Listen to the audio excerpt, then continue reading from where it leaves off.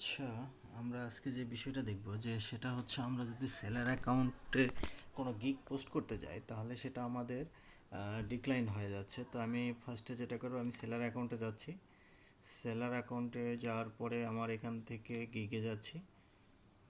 Gig থেকে যখনই আমি গিগে যাচ্ছি তখন আমাকে একটা মেসেজ শো করছে, this page not available only for fibre approval fibre seller. ঠিক আছে, যদি এই প্রবলেমটা আমরা বিশেষত সকলেই পেয়ে থাকি, তো এই প্রবলেমের সলিউশনের জন্য যেটা আমাদের করতে হবে, আমরা আগে সেলার অ্যাকাউন্টে যাই।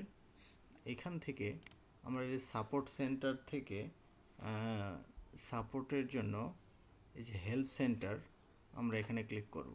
ঠিক আছে, হেল্প সেন্টারতে চাইলে আমাদের বিভিন্ন প্রোগ্রাম রয়েছে, এখান থেকে আমরা হেল্প নিতে পারবো। বাট আমরা যেটা করব, আমরা একটা মেল পাঠাবো ফাইবারকে, যাতে আমাদের অ্যাকাউন্টটা খুলে দেয়। তো আমি ফার্স্টলি চলে যাচ্ছি মেইলে গিয়ে আমি কম্পোজে ক্লিক করছি। কম্পোজ থেকে আমি একটা অলরেডি লিখে রেখেছি যে বিষয়টা, সেটা আমি এখানে সাবমিট করব। তো আমি আগে ফাইবার সাপোর্টের যে মেইলটা, এটা আগে কপি করে নিয়ে নিই। এখান থেকে এটা পেস্ট করলাম। এরপরে সাবজেক্টটা আমি কপি করে নিলাম এর পরবর্তীতে, এবং এই ডিটেলসটাও আমি কপি করে নিলাম।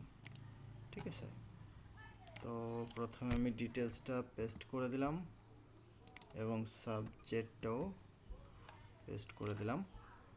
তো মোটামুটি এতটুকু এখানে বলা রয়েছে যে কেন ডিক্লাইন করা হয়েছে। তো এই বিষয়গুলো লেখার পরবর্তীতে আমি সাবমিট করে দেব। দেন তারা আমাদেরকে একটা ফিডব্যাক মেল পাঠাবে। তো আমি এটা সেন্ড করে দিলাম।